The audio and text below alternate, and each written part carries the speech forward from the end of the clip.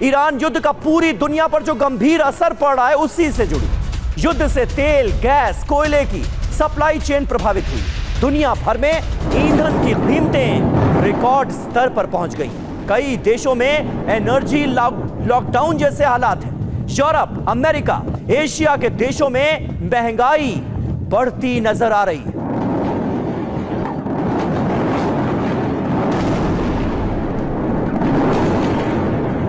Europe हो, America हो, Asia हो, सब पर अब इस जंग का बड़ा असर पड़ता हुआ नजर आ रहा है। जगह जगह महंगाई बढ़ रही है, क्रूड ऑयल की कीमतें आसमान छू रही हैं और मार्केट धराशायी होती हुई नजर आ रही है।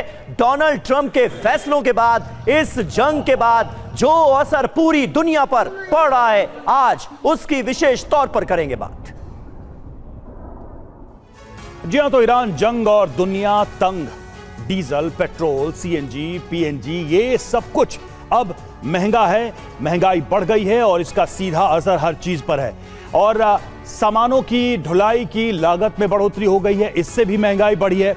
उर्वरक, रसायनों के उत्पादन में भी गिरावट, जिससे कृषि उत्पादन पर भी असर वो भी घटा है। फैक्ट्रियों का उत्पादन धीमा या फिर बंद हुआ है, इससे एक रोजगार संकट भी पैदा हो गया है कई जगहों पर। क्या हुआ ग्लोबल असर, ये भी देखिए दुनिया के अलग अलग हिस्सों में कैसा प्रभाव रहा है। तो सबसे पहले हम बात करें ब्रिटेन की, तो वित्तीय मदद की इमरजेंसी योजना बनाई गई है ब्रिटेन की तरफ से लोगों को मदद, आर्थिक मदद पहुंचाने के लिए। वहीं ऑस्ट्रेलिया और न्यूजीलैंड की बात करें, मध्यम वर्ग को राहत, टैक्स में कटौती। कनाडा में भी कार्रवाई की गई है, एक्शन लिया गया है। बाजार के हिसाब से कीमतों में बदलाव जारी है। वहीं चीन की बात करें, कम प्रभावित, पहले से बड़ा स्ट्रैटेजिक ऑयल रिजर्व बनाया हुआ है चीन ने, तो अभी तो सीधा असर चीन पर बहुत ज्यादा दिखाई नहीं देता है। अफ्रीका, ऊर्जा, कृषि के साथ खाने के सामान भी महंगे हुए हैं। भारत की बात करें, कमर्शियल सिलेंडर और प्रीमियम पेट्रोल के दाम बढ़े हैं। भारत में सरकार ने कई अहम फैसले लिए हैं इस प्रभाव को रोकने के लिए। बड़ी बात यह कि आर्थिक मंदी की चर्चा भी तेज हो गई है। बिल्कुल, तो देखिए किस तरह से एक बड़ा असर पूरी दुनिया पर इस जंग का पड़ता हुआ नजर आ रहा है, जो हम सब के लिए चिंता का सबब है। और इस बीच ईरान युद्ध का पिछले 12 घंटे में बड़ा असर दिखा है। दुनिया के 10 से ज्यादा देशों में पेट्रोल महंगा हो गया है। अब तक दुनिया के 85 देशों में पेट्रोल के दाम बढ़े। ये स्थिति है, ये हालात है।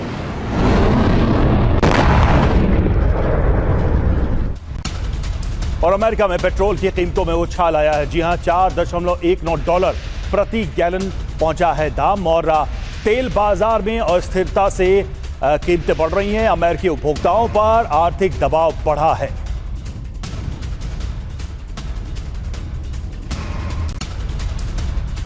और ईरान युद्ध से पाकिस्तान में भी हाहाकार मचा हुआ है। पेट्रोल के दामों में 137 रुपए प्रति लीटर की भारी भरकम बढ़ोतरी की गई है। डीजल भी 184 रुपए प्रति लीटर महंगा हुआ। पाकिस्तान में पेट्रोल 458 और डीजल 520 रुपए प्रति लीटर तक पहुंच गया है। तो देखिए ये बड़ा असर सीधे तौर पर नजर आ रहा है। हालांकि अगर इंडियन करेंसी के हिसाब से तुलना की जाए पाकिस्तान की, तो वो वैसे ही आधी है, लेकिन फिर भी आप देखिए कि दाम इतने ज्यादा बढ़ गए हैं कि वहां पर हाहाकार मचा हुआ है। एक बड़ा असर पूरी दुनिया पर नजर आ रहा है। रिकॉर्ड स्तर पर ईंधन की कीमतें पहुंच गई हैं और जगह जगह पेट्रोल के दामों में इजाफा हुआ है। कई देशों में एनर्जी लॉकडाउन जैसे हालात हो गए हैं और पिछले 12 घंटे में बड़ा असर इस जंग का देखने को मिल रहा है। 10 से ज्यादा देशों में पेट्रोल की कीमतों में इजाफा कर दिया गया है और पाकिस्तान के तो कहने ही क्या, पहले से ही गर्त में है देश, और इस जंग ने उसकी और ज्यादा कमर तोड़कर रख दी है।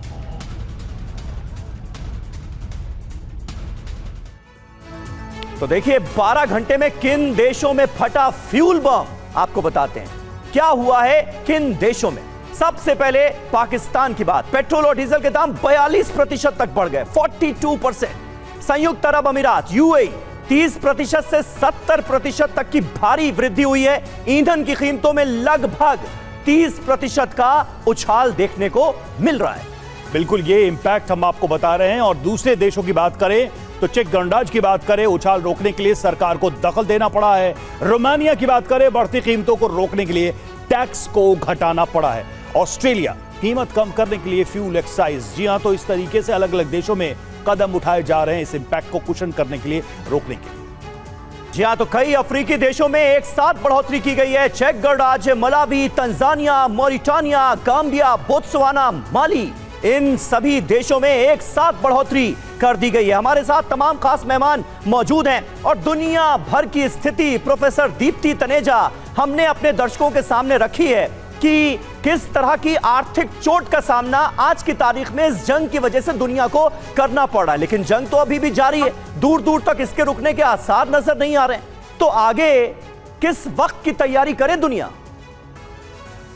देखिए समीर जी, आपने जैसे कहा कि ज्यादा इम्पैक्ट पिछले 24 घंटे में देखने मिला है।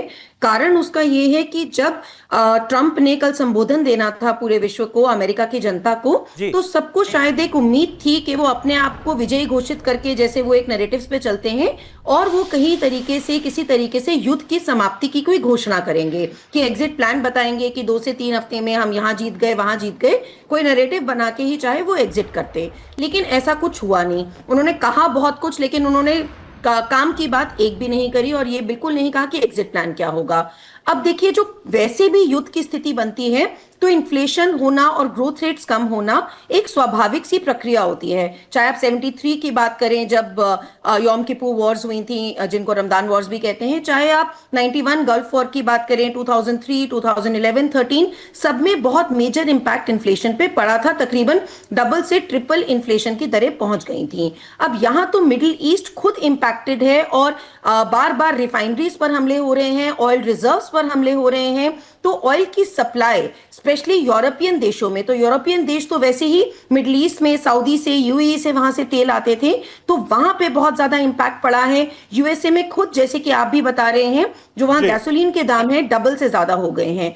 तो ऐसे में भारत ने भी अपनी तरफ से जो सिचुएशन कंट्रोल करने के लिए जितना कर सकते थे, पहले सेंट्रल एक्साइज ड्यूटी को कम किया, फिर उसके बाद कल आया कि एटीएफ फ्यूल को आप अभी 25% से ज्यादा पर मंथ नहीं बढ़ा सकते हैं, वहां पे कैपिंग लगाई गई। तो ऐसी स्थिति में ये मानना कि हम पे कोई इंपैक्ट नहीं होगा, ये एक बहुत ज्यादा, मैं कहूंगी, मेक बिलीव वर्ल्ड, एक इल्यूजन में रहने वाली बात होगी, क्योंकि सीधा असर तो एनर्जी पे पड़ेगा ही पड़ेगा। वो इम्पैक्ट दिख भी रहा है, वो इम्पैक्ट, वो असर हमें दिख भी रहा है दीप्ति जी, और पूरी दुनिया में दिख रहा है। लेकिन हम चलते हैं तेल अवीव, जहां पर मनीष झा हमारे सहयोगी इस वक्त जुड़े। मनीष, हर रोज तो हम ये आपसे जानते ही हैं कि कहां हमले हुए, कितना असर हुआ जरा, लेकिन अगर इकोनॉमी के लिहाज से इजराइल की बात करें, तेल अवीव की बात करें, खाने पीने की चीजें, फ्यूल की किल्लत हो या फिर उसका प्रेशर हो, लोगों के रोजमर्रे के काम धंधे की बात हो, इजराइल में कितना इंपैक्ट है? क्योंकि वो वार की पार्टी है, वो युद्ध में एक पक्ष है, उस पर हमले हो रहे हैं, वो युद्ध में शामिल है, उस पर कितना असर है, कितनी दिक्कत हो रही है लोगों को, कैसे सरकार मैनेज कर रही है, वहां पर क्या स्टेप लिए गए और क्या इंपैक्ट है?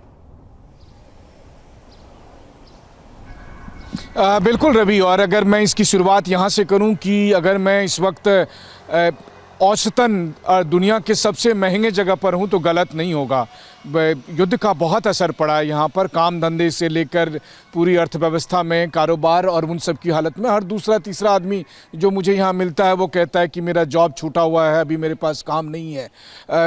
होटल, जो बड़े बड़े होटल और बड़ी बड़ी इमारतें आप देख रहे होते हैं, वो खाली पड़े हुए हैं, उसमें ना के बराबर लोग हैं। टूरिस्ट बाहर से तो आ ही नहीं रहे हैं, बिजनेस करने वाले लोग भी नहीं आ रहे हैं, और ज़्यादातर जो ऑफिस है वो बंद पड़े हुए हैं। जो टैक्सी सर्विसेज में लोग हैं वो सब कह रहे हैं कि हमारे पास कोई खास काम ही नहीं है। तो हर लिहाज से देखा जाए तो इकोनॉमी की स्थिति तो काफ़ी असरदायक है। ये तब जबकि बहुत ज़्यादा आबादी नहीं है, केवल 1 करोड़ की आबादी वाला देश है, लेकिन युद्ध का भयानक असर पड़ा है। हाँ ठीक है, आप ये कह सकते हैं कि इजराइल के लिए ये जंग 28 फरवरी को नहीं शुरू हुई, बल्कि 7 अक्टूबर 2023 के बाद से लगातार इजराइल जंग लड़ रहा है। तो धीरे धीरे करके, लेकिन अब उसका असर इतना ज़्यादा हो गया है कि अब आप हर किसी से भी मिलेंगे तो वो पहली बात यही कहेगा कि युद्ध की वजह से मेरे काम को लेकर, मेरे कारोबार को लेकर कितना असर पड़ा है। और जाहिर है कि इसकी कीमत इजराइल चुका भी रहा है। इसके अलावा अगर रणनीतिक तौर पर भी देखें तो चूंकि युद्ध में अच्छा खासा इन्वेस्टमेंट हो रहा है या एयर डिफेंस के मिसाइल जो इस्तेमाल हो रहे हैं उसमें काफ़ी खर्च हो रहा है, तो हर तरह से नॉर्मल बिजनेस भी और युद्ध में होने वाले खर्च की वजह से भी इजराइल की इकोनॉमी पर, इजराइल के बजट पर इसका बहुत ज़्यादा असर पड़ा है और वो किसी युद्ध में होने वाली तबाही से कम तो हरगिज नहीं है। बिल्कुल, ये बहुत महत्वपूर्ण है और इजराइल को भी इस जंग की कीमत चुकानी पड़ रही है। बड़े पैमाने पर इजरायली अर्थव्यवस्था को भी इसका नुकसान जाहिर हो रहा है, क्योंकि अब तो पूरी दुनिया इसकी कीमत झेलती नजर आ रही है। इजराइल के तेल अवीव में देखिए ये का हमला हुआ है। तेल अवीव में ईरान ने बैलिस्टिक मिसाइलें फिर दागी। मिसाइल हमलों से तेल अवीव को दहला दिया है एक बार फिर ईरान ने। ये ताजा तस्वीरें आप देखिए, तेल अवीव में जो मिसाइल अटैक हुआ है उस दौरान की ये तस्वीरें।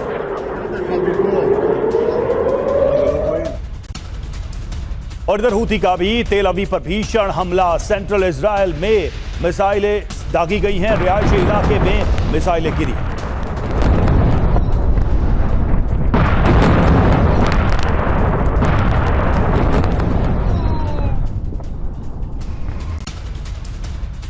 और इजराइल में ईरानी मिसाइलों से तबाही मची है। कई सरकारी इमारतों को बनाया गया है निशाना। तो लगातार हमलों का सिलसिला जारी है।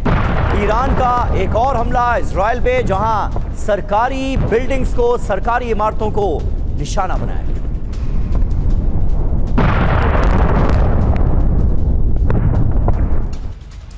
और ईरान की मिसाइलों से दहला तेल अवीव। रिहायशी इलाके में गिरी ईरानी मिसाइल, धमाके के बाद दिखा धुएं का गुबार।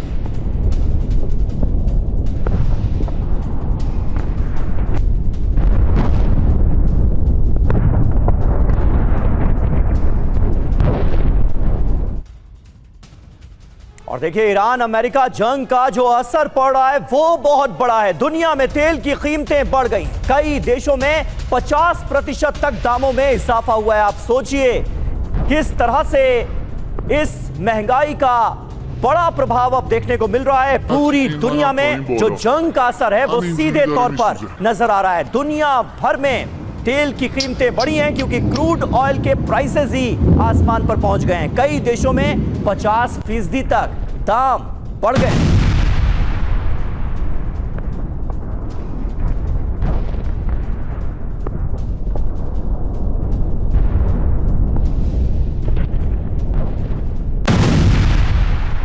ट्रंप की चेतावनी के बाद तेल की कीमतों में फिर आया उछाल। WTI कच्चा तेल बढ़कर $111.54 प्रति बैरल हुआ।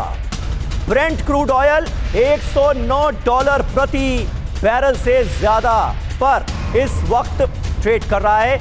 यानी बेतहाशा कीमतें क्रूड ऑयल की बढ़ती हुई नजर आ रही हैं, जो कि पूरी दुनिया की चिंता बढ़ा रही है।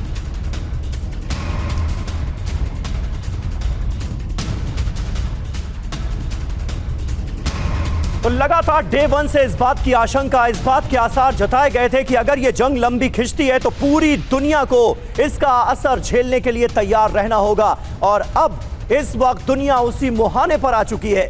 जगह जगह महंगाई बढ़ रही है और कच्चे तेल की कीमतें आसमान पर पहुंच रही हैं। तो ईरान से जंग, ऐतिहासिक ऊर्जा संकट, जी हां, युद्ध का जो असर हुआ है वो हम आपको बता रहे हैं। दुनिया भर में ईंधन की कमी बढ़ गई है। ऊर्जा इंफ्रास्ट्रक्चर पर लगातार हमले हो रहे हैं और एनर्जी इंफ्रास्ट्रक्चर तबाह हो रहा है। इसका भी बड़ा असर देखने को मिल रहा है। पेट्रोल डीजल के दाम तेजी से बढ़ रहे हैं क्योंकि कच्चे तेल की कीमतों में इजाफा हो रहा है। ग्लोबल अर्थव्यवस्था पर इस युद्ध का बड़ा असर पड़ता हुआ सीधे तौर पर नजर आ रहा है। कई देशों में आपातकालीन कदम उठाए गए ताकि इस स्थिति से निपटा जा सके। 25 से ज्यादा देशों में इस वक्त इस जंग की वजह से हाहाकार मचा हुआ है। यानी आप देखिए इस जंग का दायरा दरअसल कितना बड़ा है। खेती, परिवहन सबसे ज्यादा प्रभावित हुए हैं इस जंग की वजह से। यानी सिर्फ ये बात अब ईरान, अमेरिका, इजराइल तक नहीं रह गई, बल्कि इससे कहीं ज्यादा आगे निकल चुकी है। एग्रीकल्चर सेक्टर पर, ट्रांसपोर्ट सेक्टर पर इसका असर बड़े पैमाने पर होता हुआ नजर आ रहा है। मेजर जनरल संजय सोय जिस बात का अंदेशा था हुआ वही, जिस बात की आशंका थी आज वही समस्या पूरी दुनिया झेलने के लिए मजबूर है। और इस स्थिति का सबसे बड़ा जिम्मेदार आपके हिसाब से कौन है? नहीं, देखिए ऐसा है कि इस समय में ईरान जो है तेल को एक हथियार के तौर पर इस्तेमाल कर रहा है, क्योंकि उसके बाद और कोई चारा नहीं और कोई उसके बाद ताकत नहीं है। अगर एक जिसको कहते हैं गुरिल्ला वॉर या एसिमेट्रिकल वॉर, वो ईरान कर रहा है। देखिए अमेरिका के पास और इजराइल के पास भारी भरकम एयरफोर्स है, नेवी है, और लगातार वो बम्बार्डमेंट कर रहे हैं। जवाब देने का उनका एक ही तरीका था, मिसाइल और ड्रोन्स के द्वारा हमला और पेट्रोल को ताकत के तौर पर इस्तेमाल करना। समीर, जैसे भी आप बता रहे थे कि इसका असर ना केवल उन क्षेत्रों पर बल्कि पूरी दुनिया पर पड़ रहा है, गल्फ कंट्रीज पर भी पड़ रहा है, क्योंकि उनकी इकॉनमी तेल के ऊपर डिपेंडेंट थी। आज उनकी रिफाइनरीज डैमेज हो गई, आज उनका तेल एक्सपोर्ट बंद है। वो तो प्रोड्यूस करता रहेगा, उसको बड़ा मुश्किल होता है रोकना। जो गैस प्रोड्यूस हो रही है उसको जलाना पड़ता है लास्ट में।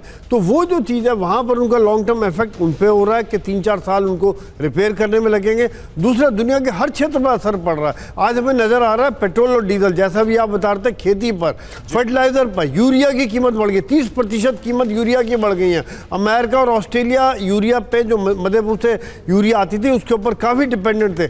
मेडिकल प्रोडक्शन पर असर पड़ेगा। नाफ्था जो इसका है बाई प्रोडक्ट तेल का, जिसके द्वारा plastic, polymer, injection, medical equipment, जितनी प्लास्टिक की चीजें वो बनती हैं, तो मेडिकल हीलियम के द्वारा जो इसका बाई प्रोडक्ट है, उसके द्वारा इनका सेंसर्स, MRI, स्मार्ट चिप, इनके बनने में दिक्कत आएगी। यानी कि तकरीबन ना केवल डायरेक्ट इफेक्ट उनका तेल और डीजल की कीमत बढ़ने का है, बल्कि इनका इनडायरेक्ट इफेक्ट भी बहुत ज्यादा पड़ रहा है। बात मुझे लगता है ईरान समझता भी है, और शायद इसी वजह से अब दुनिया भर में ईरान की उस स्ट्रैटेजी का असर दिख रहा है। मतलब दबाव है, प्रेशर है, और अब ट्रंप के ऊपर भी वो प्रेशर रिफ्लेक्ट कर रहा है। लेकिन तिवारी सर, अब बात थोड़ी सी बात अजीब सी ये लगी। हमने थोड़ी देर पहले एक लिस्ट दिखाई थी और ये दिखाया था कि लगभग 25% तक ऑयल प्राइसेस अमेरिका के अंदर प्रभावित हुए हैं। कल जो ट्रंप कह रहे थे कि हमें ऐसा कुछ भी ईरान से लेना नहीं है, हमें उनसे कुछ भी खरीदना नहीं है, तेल हमारे पास बहुत है, जिसको कमी है वो हमसे खरीदे। अरे इनके पास जब पूरा स्टॉक ही है तो इनके ऊपर कैसे ये प्राइस पे इंपैक्ट पड़ रहा है? ऑयल प्राइसेस अमेरिका के अंदर प्रभावित हो रहे हैं, इकोनॉमी जो है वहां की प्रेशर में क्यों आ रही है? देखिए, अमेरिका के अंदर स्टोर तो काफ़ी है, लेकिन वो फ्यूल, गैस और पेट्रोल, जो गैस और क्रूड जो लेता है बाहर से, अब महंगाई होने के कई कारण भी हो रहे हैं। देखिए, एक तो कितना क्वांटिटी निकल रहा है उस पर बहुत बड़ा रेस्ट्रिक्शन हो गया, प्लस कॉस्ट बढ़ गई है। इन्होंने अपना रैपिड टैक्स लगा दिया ईरान ने, प्लस इंश्योरेंस कंपनी जो टैंकर पर चार्ज करती थी उसके चार्जेस कई गुने बढ़ा दिए गए हैं। तो ये अमेरिका अगर अपना प्रोडक्शन रेट बढ़ाएगा तो हो सकता है कि अपना रेट कंट्रोल कर सके, लेकिन फिलहाल स्थिति ऐसी नहीं थी, बिकॉज अमेरिका हमेशा चाहता था कि उसका रिजर्व हमेशा बना रहे और बाहर का पेट्रोल और डीजल यूज करता रहे, क्रूड यूज करता रहे। तो जो कह रहे थे वो सही बात है, लेकिन अभी कंट्रोल करना उनके लिए असंभव है, मुश्किल है। अब देखिए, एक आदमी के कारण, देखिए जैसा भी सोई साहब बता रहे थे, क्रूड एंड गैस, 99% इंडस्ट्रीज पूरे इसी क्रूड और गैस पे ही डिपेंड करती है। और क्रूड गैस की अगर सप्लाई कम हो जाए और महंगा रेट हो जाए, हर पर असर पड़ेगा, पूरे विश्व में फर्क पड़ेगा। अब भारत देश ने कुछ कंट्रोल कर रखा है, कैसे कंट्रोल कर रखा है ये भी समय की बात है, बहुत देर तक नहीं कर सकता। बस विश्व को यही समझना चाहिए। यूरोप भी इसी कारण बस अमेरिका के साथ उन्होंने टफ स्टैंड लिया हुआ कि हम आपके साथ नहीं आ सकते। अब यूरोप तो पहले ही परेशान था, अब जो रशिया की गैस आती थी वो बंद हो चुकी थी, पिछले 2 साल से परेशान था, अभी ये रास्ता भी बंद हो गया है। एक तो बिल्कुल महंगा खाली होता, क्वांटिटी भी आती रहती, अगर हॉर्मुज से क्वांटिटी भी नंबर फ्लू करती रहेगी तभी भी कंट्रोल हो सकता है, लेकिन अभी क्वांटिटी भी कम है और रेट भी बढ़ गया है। तो दोनों का इंपैक्ट पूरे ऑल वर्ल्ड वाइड, सब जगह, सारी इंडस्ट्री में, पूरे विश्व में पड़ेगा। इसका कारण सिर्फ एक आदमी है, सिर्फ एक आदमी है। अमेरिका की जनता को समझना चाहिए, उसको सबक सिखाने के लिए जिस तरह का आर्मी जनरल रिटायर कर रहे हैं, उसको एक आदमी को रिजाइन कर रहे हैं। अगर ट्रंप हटे तो सारे विश्व में शांति और सबकी स्थिरता बनने की कायम है, बल्कि समय फिर भी लगेगा। बिल्कुल सही बात है, बिल्कुल सही बात है। और बड़े पैमाने पर अमेरिका के अंदर चेंजेस भी हमें देखने को मिल रहे हैं। पीट हेग्सेथ जो वहां के डिफेंस मिनिस्टर हैं, उनके ऊपर बहुत ज्यादा संगीन इल्जाम भी लगे हैं, जिसका उन्हें सामना करना पड़ रहा है। तमाम तरह के आरोप लग रहे हैं कि डिफेंस कंपनियों के उन्होंने शेयर पहले ही खरीद लिए थे। अब आगे अंजाम क्या होगा ये देखना है। देखिए, तेहरान में अमेरिका और इजराइल की भीषण बमबारी हो रही है। तेहरान के कई इलाकों में धमाका हुआ है। IRGC के चेक पोस्ट पर भी हमला किया गया है। तो एक तरफ अमेरिका बड़े हमलों को अंजाम दे रहा है ईरान के अंदर, और दूसरी तरफ से इजराइल भी कर रहा है बमबारी। ये ताजा तस्वीरें आपके सामने हैं, जहां IRGC के चेक पोस्ट को उड़ा दिया गया है ताजा हमले में। और युद्ध के बीच ईरान का एक और बड़ा दावा सामने आया है। अमेरिकी फाइटर जेट को गिराया है, यह दावा किया जा रहा है ईरान की तरफ से। ईरानी सेना ने जारी किया है इसका वीडियो।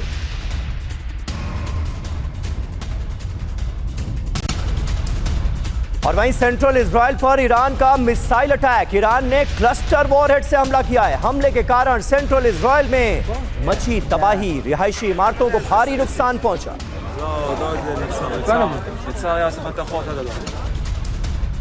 और सेंट्रल इजराइल में तबाही का मंजर, क्लस्टर वॉरहेड से रिहायशी इलाके में हमला। रामत गन इलाके में कई इमारतें तबाह हो गई।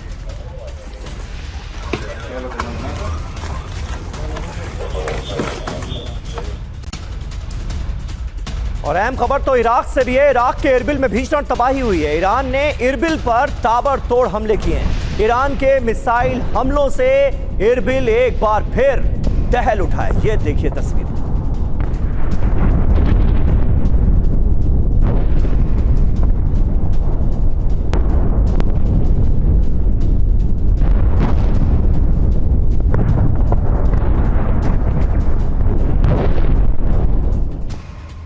और इधर बहरीन से खबर है। बहरीन में अमेज़न ऑफिस पर हमले का वीडियो। क्लाउड कंप्यूटिंग ऑपरेशन पर ईरान ने हमला किया। कल ईरान ने किया था हमला और ईरान ने मिसाइल हमले का वीडियो जारी किया।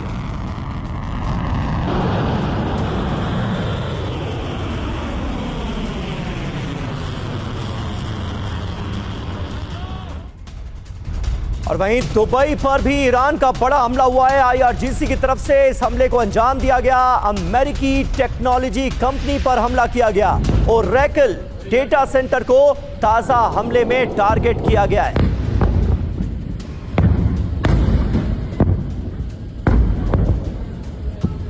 ये देखिए तस्वीरें ओरेकल डेटा सेंटर का, यहां पर ऑफिस दुबई में, जिस पर IRGC की तरफ से एक बड़ा अटैक किया गया है।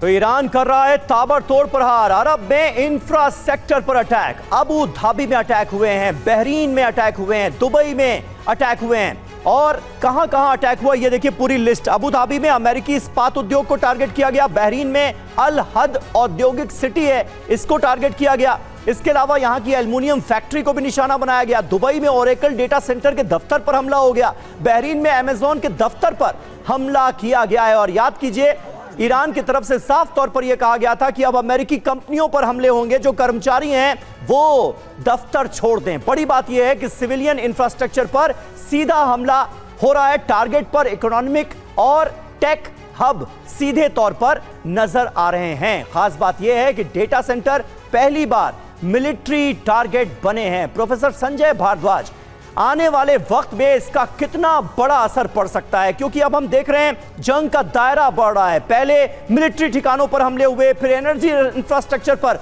हमले शुरू हुए, जिसकी कीमत आज पूरी दुनिया को भुगतनी पड़ रही है। और अब जो अमेरिकन कंपनीज हैं, उनके दफ्तर चाहे दुबई में हो या फिर किसी भी अरब देश में, वो सेफ नजर नहीं आ रहे हैं। इस वक्त पूरी दुनिया की अर्थव्यवस्था के लिए कितना बड़ा खतरा आप देख रहे हैं। देखिए समीर, एक तो जो अटैक हो रहा है, आप ये देखिए अमेरिका पे और इजराइल पे इतने अटैक नहीं हो रहे जितने कि अमेरिकन बेसिस और अमेरिकन इंफ्रास्ट्रक्चर जो मिडिल ईस्ट में, हाँ। और वो भी बहुत डाइवर्सिफाइड हो रहे हैं। एक जगह नहीं हो रहे कि एक पर्टिकुलर उस पे हो रहे हैं, वो हर जगह ईरान उस जगह अटैक कर रहा है जिससे जो आम जन है, जो दुनिया है, उनकी इकोनॉमी पर उसका प्रभाव पड़े। ये उसकी अपनी एक कोर्सिव डिप्लोमेसी और ये कई एक दबाव की नीति है कि जब तक ईरान पर, जो उसके इंफ्रास्ट्रक्चर पर, उनके अपने सिविलियंस पर अटैक नहीं रुकेंगे, तब तक ईरान पूरा का पूरा दुनिया को उसमें इन्वॉल्व करेगा। लेकिन देखिए दूसरा जो बड़ा एक और मुद्दा है इसमें कि तेल है। अब तेल को आप किस तरीके से, या तो आप तेल को एक हथियार के रूप में इस्तेमाल करें या कमजोरी के रूप में इस्तेमाल करें। तो मुझे लग रहा है जो अमेरिका तेल को हथियार के रूप में इस्तेमाल कर रहा था, अब ईरान तेल को हथियार के रूप में, एक वेपन के रूप में इस्तेमाल कर रहा है कि जब सप्लाई नहीं होगी तो दुनिया प्रेशर में आएगी। आप देखिए ब्रिटेन ने एक तरीके से डिप्लोमेटिक मेजर्स के माध्यम से बिल्कुल सर, लेकिन सबसे बड़ी बात है कि ये सप्लाई होगी कैसे, ये रास्ता खुलेगा कैसे, सभी इसको लेकर चिंतित भी हैं। मनीष के पास एक बार फिर से चलते हैं। मनीष, कल जो ट्रंप ने स्पीच दिया है और आज जो इजरायल का माहौल है या सरकार की तरफ से उस पर जो रिएक्शन है वो क्या रहा है? वहां के अगर मीडिया की ही बात करें तो मीडिया में क्या सर्कुलेट हो रहा है, किस तरह की खबरें वहां चल रही? देखिए, इसमें कोई दो राय नहीं कि सबसे ज़्यादा खुश तो इजराइल के प्रधानमंत्री बेंजामिन नेतन्याहू और उनकी सरकार है, क्योंकि उन्हें ये लग रहा था कि अगर प्रेसिडेंट ट्रंप ने हाथ खींच लिया तो वो अकेले ईरान के साथ ये जंग कंटिन्यू नहीं कर सकेंगे। उसके लॉजिस्टिकल रीजन भी है, क्योंकि 2000 किलोमीटर दूर जाने के लिए आपको अमेरिका के जो ईंधन भरने वाले जो जहाज़ हैं वो सब की भी ज़रूरत पड़ती है। लेकिन हाँ, जब एक बार ट्रंप ने यह कह दिया है कि अगले 3 हफ्ते के लिए ये जंग जारी रहेगी, तो जाहिर है कि इजराइल की सरकार और इजराइल की सेना के लिए न केवल ये राहत है, बल्कि वो ईरान को इतने कम समय में, मतलब अगले 3 हफ्ते में जितना ज़्यादा कमज़ोर करना संभव हो सकता है वो करने की कोशिश करेंगे। लेकिन हाँ, उसका असर तो साफ तौर पर यहाँ दिख ही रहा है। जैसे कि मैंने आपको कहा कि यहाँ की अर्थव्यवस्था के साथ जो है, तो लोगों को लग रहा था, लोगों से जब बात करें तो लोग सोच रहे थे कि चलो कम से कम जंग खत्म हो जाएगी। लेकिन इनका मानना है कि अभी 2-3 हफ्ते नहीं बल्कि 2-3 महीने भी अगर ये जंग चलती रहेगी तो इन्हें कुल मिलाकर जंग के लंबे खिंचने के आसार ज्यादा नजर आ रहे हैं। और अभी अभी ईरान से यह खबर आ रही है कि एक F-35 फाइटर जेट ईरान ने मार गिराया है, यह दावा किया गया।